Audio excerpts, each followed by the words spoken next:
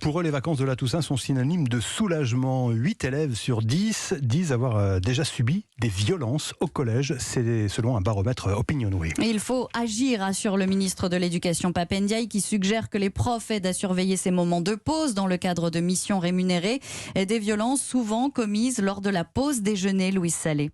Oui, cette pause déjeuner est compliquée à vivre pour certains collégiens. C'est la plus longue de la journée, entre 1 et 2 heures, hors du regard des adultes.